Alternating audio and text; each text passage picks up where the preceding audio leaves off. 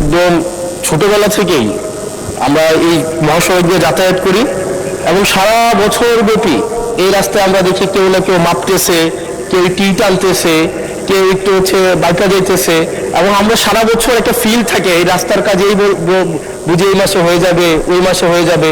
এবং এটা মোটামুটি আজকে আমার জীবদ্দশায় আমি 20 বছর ধরে দেখে আসতেছি মাননীয় স্পিকার। এবং আজকে আমাদের মাননীয় মন্ত্রী যে উত্তর দিলেন, মাননীয় সদস্য গত 20 বছর তো বিএনপি ক্ষমতায় ছিল না, আপনি সরাসরি প্রশ্ন করুন। স্পিকার, এখন এমনি কুমিল্লা নিয়ে কিন্তু বিগত সরকারের একটা অ্যালার্জি ছিল, কুমিল্লা শুনলে একটা অ্যালার্জি, এবং এই সংসদে কুমিল্লাকে কটাক্ষ করা হয়েছে মাল্টিপল টাইমস। এবং কুমিল্লা একটা স্বনির্ভর একটা উপজেলা শুধুমাত্র রেমিটেন্স যোদ্ধাদের কারণে, কারণ আমাদের মাইক্রো ইকোনমিটা ভালো, বিদেশে মানুষ থাকে মধ্যপ্রাচ্যে বিশেষ করে, এবং যেহেতু এখানে লিকুইডিটি ফ্লোটা ভালো, মাইক্রো ইকোনমিটা ভালো।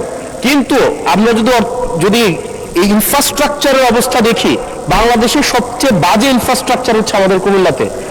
আজকে মাননীয় মন্ত্রী যে উত্তর দিলেন, এই উত্তর আমাকে অনেক বেশি আশাহত করেছে।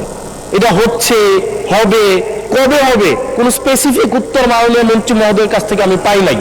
আমি স্পেসিফিক, মাননীয় মন্ত্রী স্পেসিফিক ভাবে বলবেন কি কবের মধ্যে আমরা এই মহাসড়কটি প্রশস্ত হবে এবং একটা গাড়ি আরেকটা গাড়িকে ক্রস করার জন্য দুর্ঘটনার শিকার হবে না। বাচ্চারা, মাননীয় স্পিকার আপনাকে জানিয়ে রাখি, এখানে 100-র বেশি আমাদের শিক্ষা প্রতিষ্ঠান এই রোডের আশেপাশে আছে। এখন প্রতিনিয়ত যে দুর্ঘটনাগুলো ঘটছে, এটির দায়ভার কে নেবে? আমরা এই অঞ্চলটা, আমার এখানে 5টা এমপি আছে, আমি যেই রাস্তার কথা বলছি ওই রাস্তার 5টা এমপি আজকে এখানে বসে আছে। ধন্যবাদ। সবাই আমাদের এলাকার কাছে আমরা লজ্জিত। ধন্যবাদ মাননীয় সদস্য। মাননীয় মন্ত্রী।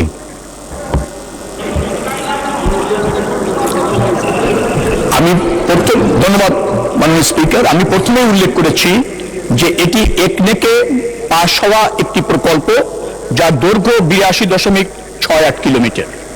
কিন্তু জিওবি ফান্ড এবং ভারতের যে অর্থায়ন লাইন অফ ক্রেডিট, সেই ফান্ড প্রত্যাহার হওয়ায় সেটা আমরা ফান্ড সার্চ করছি। ফান্ডের নিশ্চয়তা হলেই দ্রুততম সময়ে শুরু হবে।